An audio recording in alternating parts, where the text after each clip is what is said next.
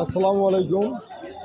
আমরা শরীবাড়ি মিঠাপুর থানা শরীবাড়ি কাঁচামাল বাজার সংলগ্ন একটা বিশাল ডাস্টবিনের পালা দেখতেছি। এখানে এখানে অনেক লোকের সমাগম। এক কথায় বলা যায়, এটা বলা যায় মুরগি হাঁটি বা হাঁস হাঁটি ধরে এটা। এই হাঁটিতে আমরা অনেকেই থাকি। এখানে চার দোকান আছে, পাশাপাশি গালামালের দোকান, কাঁচামালের দোকান। কিন্তু এখানে একটা বিশাল বড় ডাস্টবিন, যে ডাস্টবিনের জন্য অনেক লোকে অসুস্থ হয়ে যাইতেছে। আর এই ডাস্টবিনগুলো আমাদের হাট কমিটি বা হাট ইজারাদার নিয়ে যাইতেছে না। বিশেষ করে ডাস্টবিনটার ময়লা অনেক দিন ধরে জমে থাকে, তার দুর্গন্ধ ছড়ায় পুরো এলাকায়। আর এই হাটের মধ্যে আমাদের হাট ইজারাদার আছে একজন, উনি এখানে টেনশনে চা খায়। ইনি হইতেছেন ইয়াসিন মিয়া। এই যে ইনি লুকাইতেছে আমাকে দেখে। আসলে লুকায় কোনো কাজ নাই, আজকে আমরা ছাড়বো এই হিসেব করে আসছি। এই জায়গায় টোটালি অনেক লোকের সমাহার, সবাই আসলে বিভ্রান্তির মধ্যে পড়ে আছে, কেউ এর পদক্ষেপ নিচ্ছে না।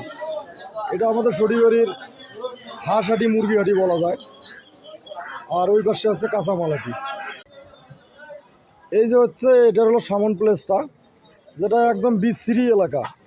কাদোর জন্যে এমন হয়েছে মানুষজন যাতায়াত করতে পারছে। এই যে চাষি দেখে দাঁড়াইছে, যাবে কিভাবে তার জন্য পথ পাইতেছে না।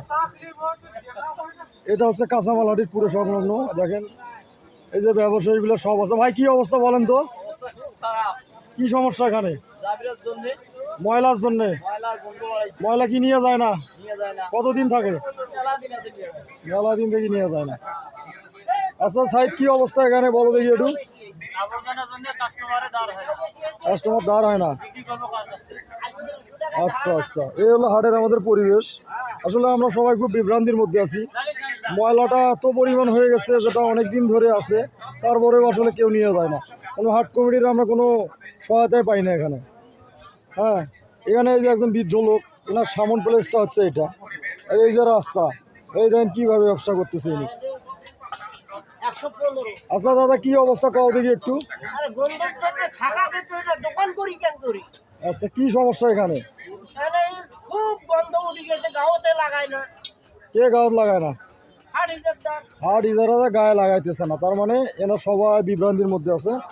আর এত বয়স্ক লোক একটা মধ্যে এই দেখেন ডাস্টবিনের অবস্থাটা কি। ডাস্টবিনটা পালা করছে, ডাস্টবিনটা হচ্ছে অল্প একটু, কিন্তু ময়লার অভাব নাই। আর এই ময়লাগুলো আসলে টোটালি নিয়ে যায় না। আর আমরা এই জায়গায় অনাহলেও 4-500 লোকের এটা ব্যবসা প্রতিষ্ঠান, আমরা সবাই থাকি। কিন্তু এই ময়লার দুর্গন্ধটা আসলে সবাইকেই নিতে হয়, সবাই আমরা মনে করতে ভুক্তভোগী। তো দয়া করে আশা করব যে এটা যেন টিওনো সাহেব আমাদের, ওনার চোখে পড়ে, উনি যেন